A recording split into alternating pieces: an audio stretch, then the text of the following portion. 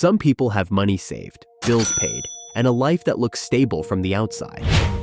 But inside, money still never feels safe. You check your balance after buying something small. You feel tense when you spend on comfort.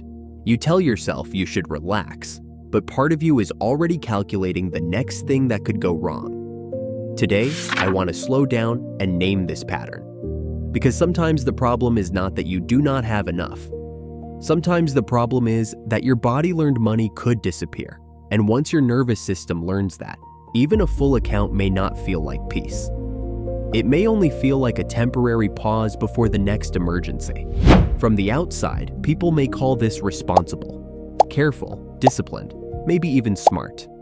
And maybe some of that is true. But there is a difference between being careful with money and feeling emotionally unsafe without constant proof that everything is okay. Picture this. You buy something ordinary, not reckless, not extravagant. Maybe groceries, a coat, something for your home, something you actually needed.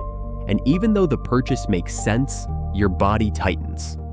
A small voice starts asking, "What if I need that money later?" So you check the account, then you check it again. Not because the number changed, but because the feeling did not. This is where the pattern becomes more understandable. Psychologists who study money beliefs sometimes describe something called money scripts, early emotional beliefs about what money means. For some people, money is not just money. It becomes safety, control, proof that they are not helpless anymore. And if you grew up around financial stress, unpredictability, debt, arguments, sudden losses, or adults who were always worried, your brain may have learned a quiet rule. If there is money, maybe we are okay. If money leaves, danger is close. So in adulthood, spending can feel less like a transaction and more like lowering your guard. It may look like control, but underneath, it may be protection. This is also why just be grateful does not always work. Gratitude can be real and fear can still be there. You can know, logically, that you are okay, while your body is still scanning for the old kind of instability. Research on scarcity shows that financial worry can take up mental space. Not because someone is weak, but because uncertainty demands attention. The mind keeps checking for threat, because at some point, checking may have felt necessary. And this is where it starts to cost you.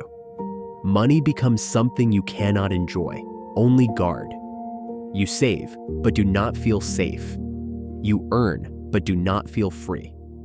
You spend, then punish yourself emotionally for needing anything. The world often praises this kind of person. The one who is practical, the one who never asks for too much, the one who is always prepared. But being prepared is different from living as if disaster is always just outside the door. Maybe this has happened to you more times than you can count. You reach a goal, and instead of relief, you immediately move the goalpost. A little more savings, a little more income, a little more security, and none of it is wrong. But the question is whether the number is helping you build safety, or whether it is trying to soothe a fear that numbers alone cannot reach. So maybe the question is not, why can't I relax? Maybe the question is, what did money have to protect me from? You do not have to shame the part of you that wants security. That part may have worked very hard to keep you steady, but you may not need fear in order to be responsible. You are allowed to build stability without treating every purchase like danger. You are allowed to enjoy something without proving you have suffered enough first. You are allowed to let money support your life, not silently control the size of it. Maybe enough is not only a number. Maybe enough is the moment your body slowly learns that safety does not have to be watched every second. And maybe the part of you that keeps checking does not need criticism.